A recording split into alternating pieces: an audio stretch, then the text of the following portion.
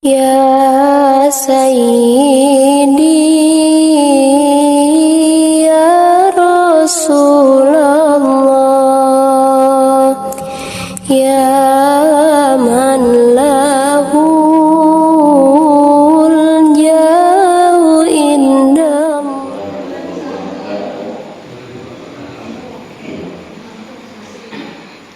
Alhamdulillah alladzi arsala rasulahu bil huda wa dinil haqqi liyudhhirahu 'ala ad-dini kullih wa kafa billahi shahidan. Asyhadu an la ilaha illallah wahdahu la syarika lah wa asyhadu anna Muhammadan 'abduhu wa rasuluhu sallallahu alaihi wa ala alihi wa sahbihi wa sallama tasliman katsiran.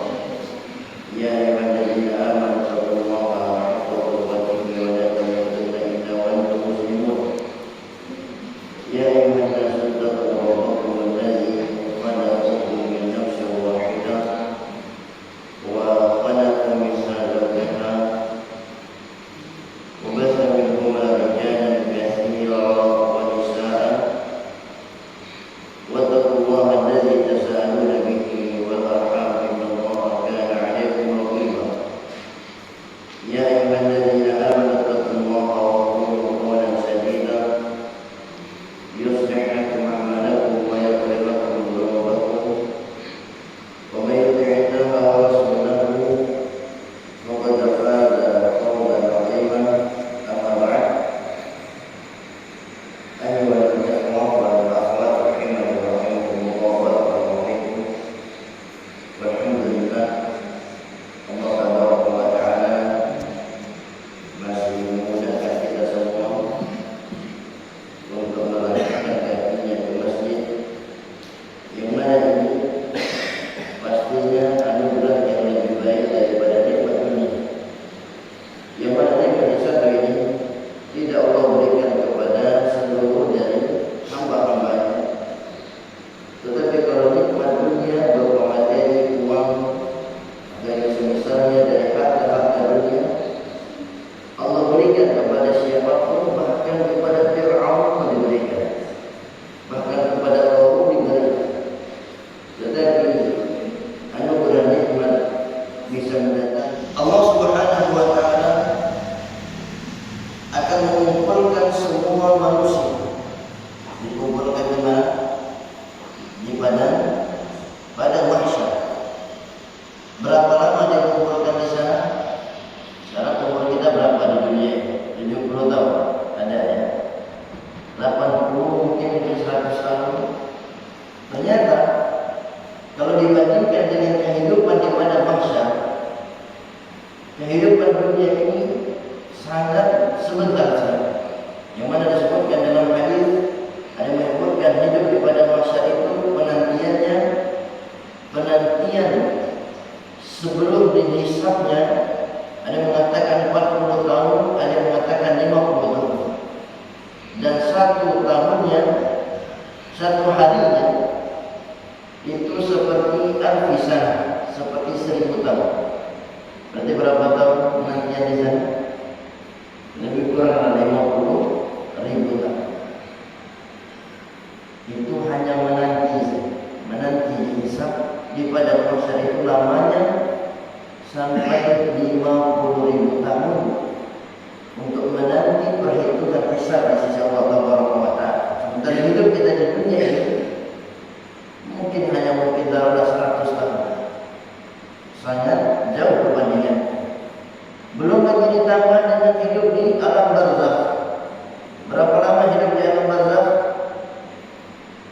Di alam barzakh kalau dia meninggal dari zaman Nabi Adam sampai nanti bangkit hari kiamat, bisa ribuan, bahkan puluhan ribu atau ratusan ribu tahun lamanya hidup di alam barzakh.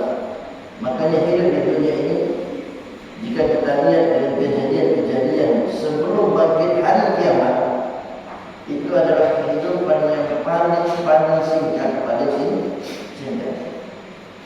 Maka Allah Subhanahu wa Ta'ala mengumpulkan manusia dari awal sampai akhir selama 40 tahun, kata sahabat, kata Rasulullah sallallahu alaihi wasallam. Menanti selama 40 tahun di bawah matahari yang sangat terik dan panas sekali. Dan sangat-sangat panasnya, manusia ada yang tenggelam dengan keringat, ada yang tenggelam dengan keringat, dan dikumpulkan dalam keadaan tanpa memakai sehelai baju pun, atau dalam keadaan uryan tanpa sehelai pakaian. Ibaratnya kayak apa?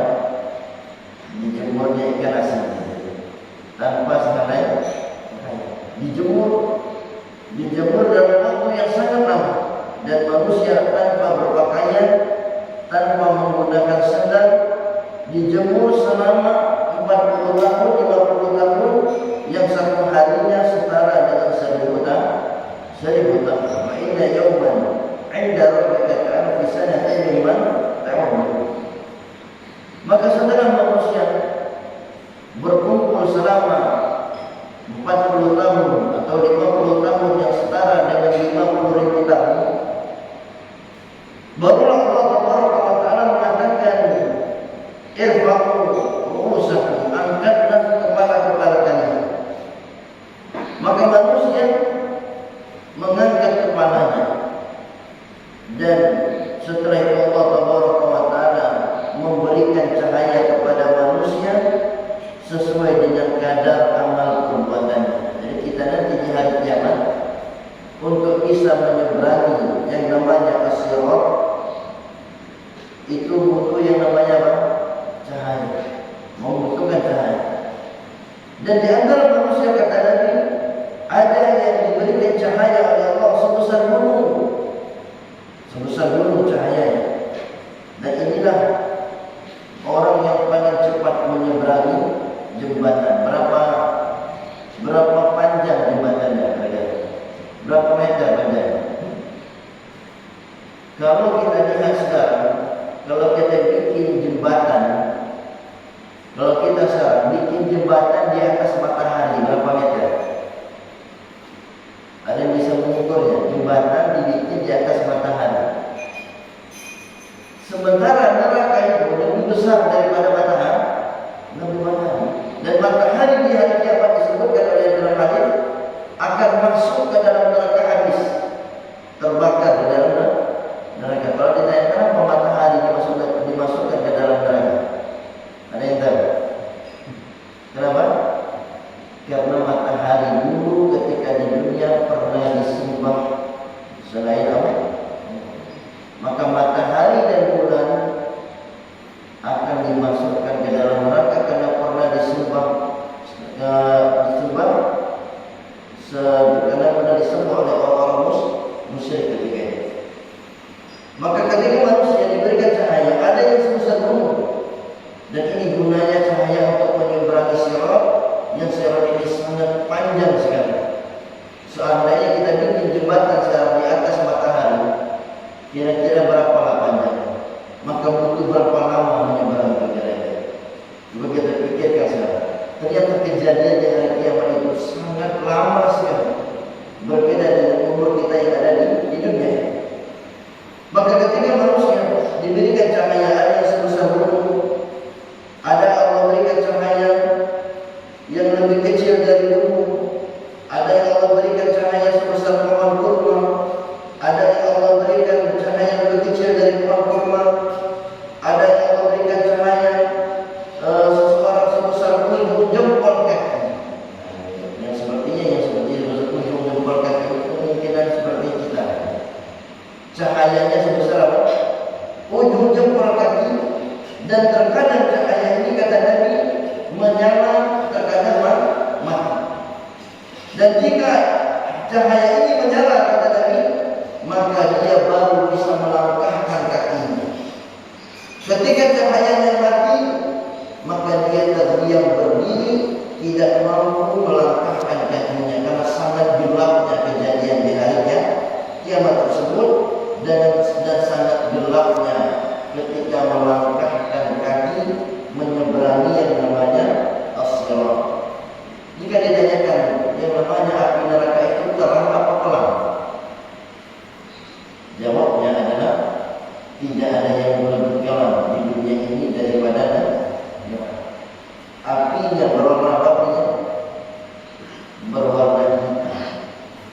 jangan dipikir api neraka itu warnanya kuning, bukan.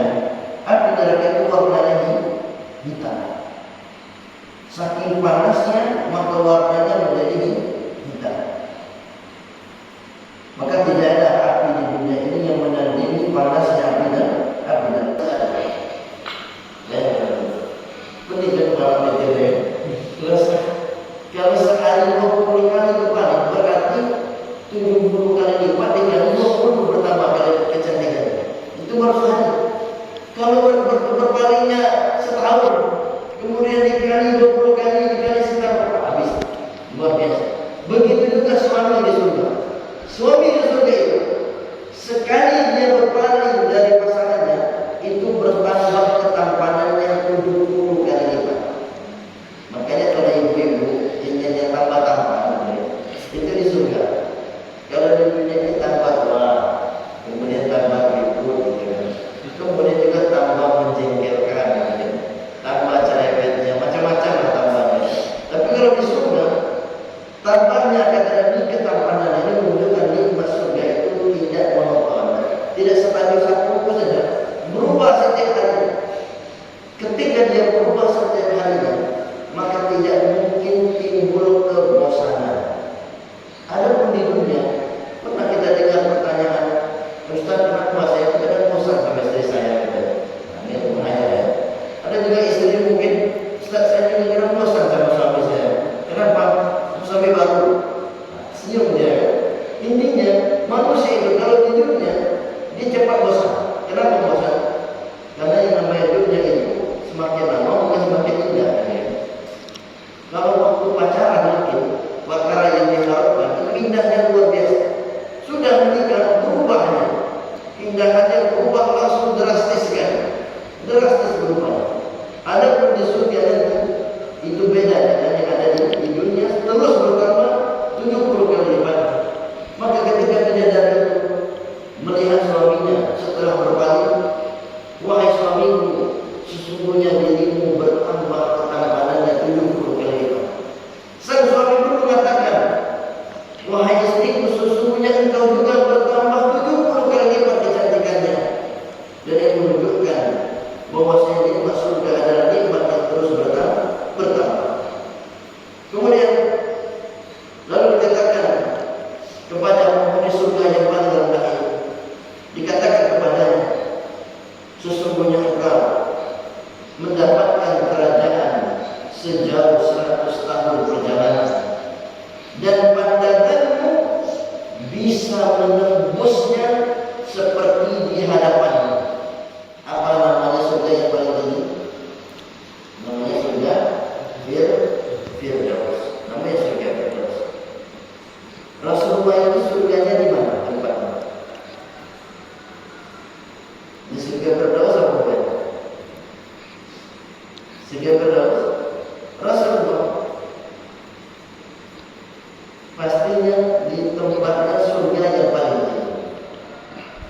Dan surga Firdaus berdasarkan hadis itu tidak satu tingkat. Paham ya?